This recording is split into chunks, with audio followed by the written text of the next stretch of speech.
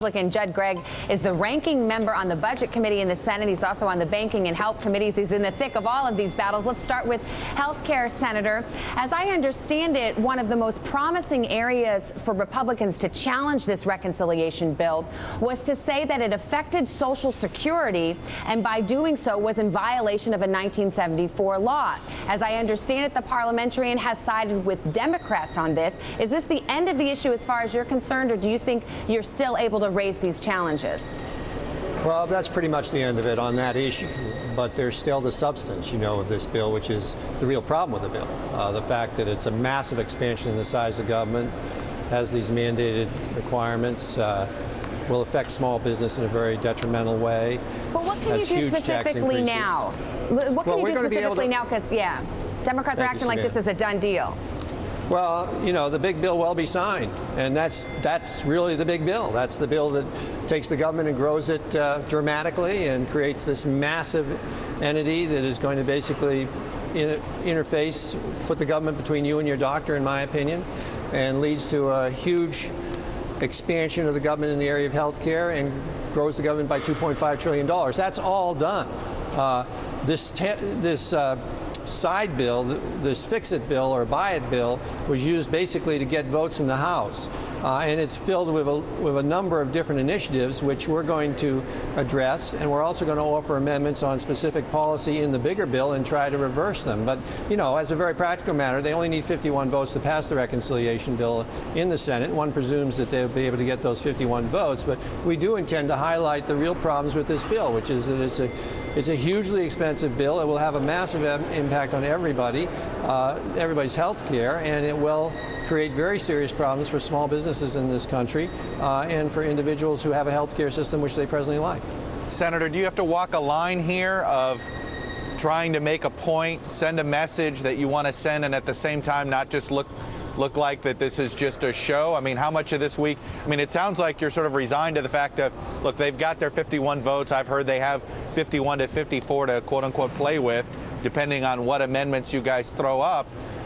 So at what point does the American public look at this and say, well, what's this all about?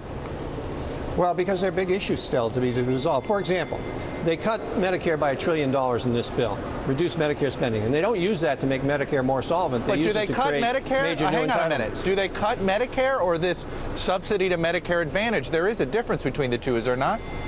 Both. They basically eliminate Medicare Advantage as an option for people who use it today. And then on top of that, they do a very significant reduction in Medicare reimbursement, which will affect Medicare beneficiaries because it will affect the providers who give them their health care. And they take those dollars, $1 trillion over the first 10 years of full implementation, and they use it to create this new entitlement to buy this insurance for people who don't have insurance, who are not seniors, by the way. And so as a very practical matter, that is, in my opinion, that's a huge mistake. If you're going to reduce Medicare by those numbers, you ought to use it to make Medicare more solvent. So we will offer an amendment to do that, to use the money that's saved from Medicare to make Medicare more solvent, not to create new entitlements. So we'll have a number of amendments like that. We will try to make it a better bill relative to small business, so small business doesn't end up with this huge burden which will force them to give up the insurance that they presently give to people and force people onto these exchanges, but rather allow them to keep their insurance with the people that they're presently insuring in their small businesses. And we've got a whole series of amendments which go to the substance of the bill on those issues. Plus, we're going to try to eliminate some of these special deals. You still have the Louisiana Purchase in here. You have $100 million for a hospital in Connecticut in here. You have some stuff for Montana in here. There's a bunch of different special deals that were cut that are left in the bill. We certainly should take those up. Senator, I wonder where you come down on an issue that it seems like Republicans are a little bit divided over right now, and that is whether or not they should be campaigning on this notion of repealing this health care bill.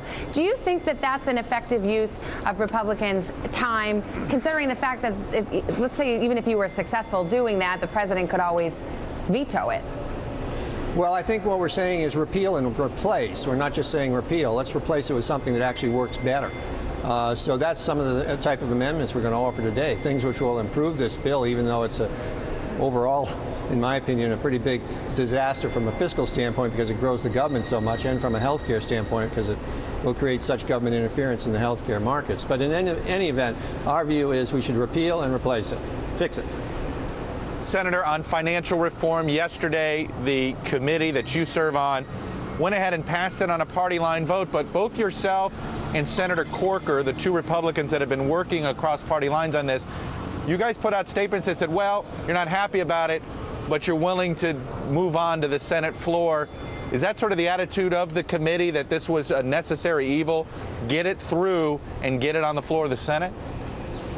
Well, hopefully before it gets to the floor of the Senate, there'll be a coming together of the various parties here, led by Senator Shelby and Senator Dodd, to work in agreement, which is a better bill. I mean, the bill that came out of committee is a very bad bill for the financial industry and for America's competitiveness in the world markets. If this bill were to become law, we would actually lose our competitive edge in the area of creating capital and credit in the world. So we've got to change it. And our hope is that before it reaches the floor, we can reach understandings that do change it and make it a better bill. Senator, before we let you go, how come the Republicans didn't offer any amendments in committee, as I understand it?